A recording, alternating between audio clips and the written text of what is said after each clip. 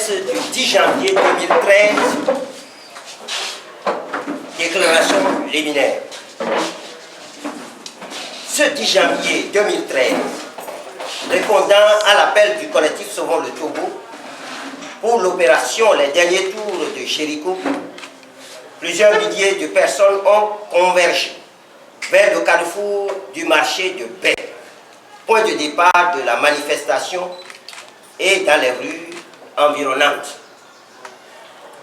Les forces de l'ordre ont, à plusieurs reprises, dispersé les groupes de manifestants par des tirs de grenades lacrymogènes. Ils ont intensifié la répression par des tirs de balles en caoutchouc. Ils sont ensuite entrés dans les ruelles où ils ont bastonné tous les passants sans distinction et toute personne qui se trouvait devant leur maison. Vers la fin de la matinée, on dénombre plus d'une vingtaine de blessés, dont une personne malade revenant de l'hôpital de Bai qui fut violemment molestée par les agents.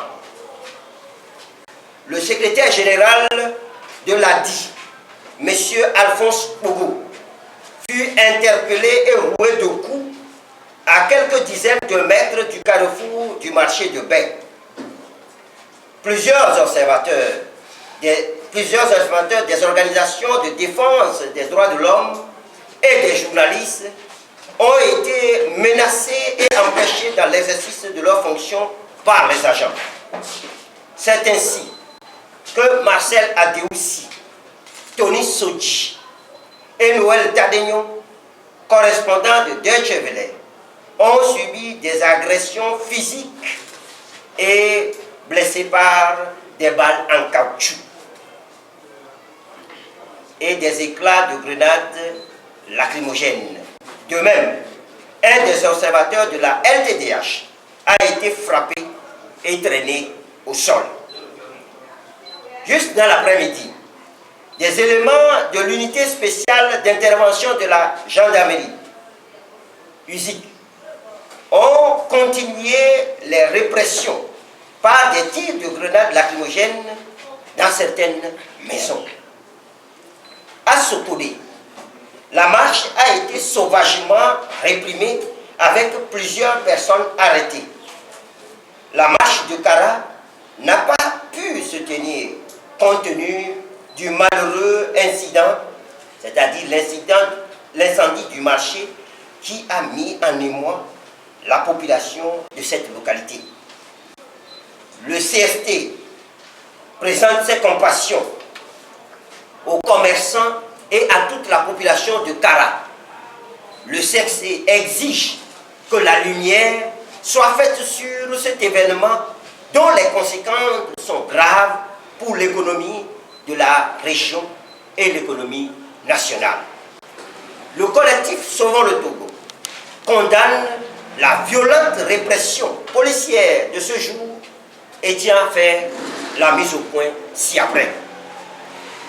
L'intervention du ministre de l'administration territoriale sur les ondes de la TVT hier nuit, signifiant que notre marche de ce jour à Lomé ne peut avoir lieu, est illégale et ne saurait constituer une interdiction de manifester.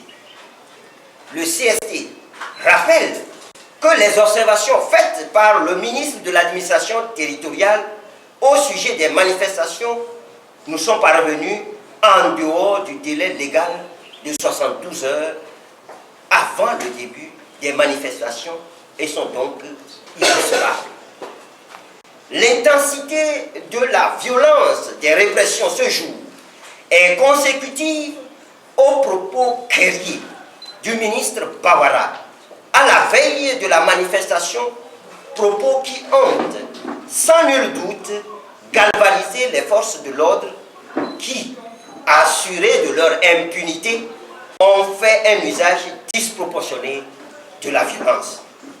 En conséquence, le CST appelle les populations togolaises à ne pas céder à la terreur et à se mobiliser massivement dans les rues de Lomé, à Neho, à Tapami, Sokodé et Gabon pour réclamer l'arrêt du processus électoral unilatéralement engagé par le pouvoir en place, la résolution définitive de la crise sociopolitique et de la crise institutionnelle à l'Assemblée nationale, exiger la libération sans condition et immédiate de tous ceux qui ont été arrêtés ce jour.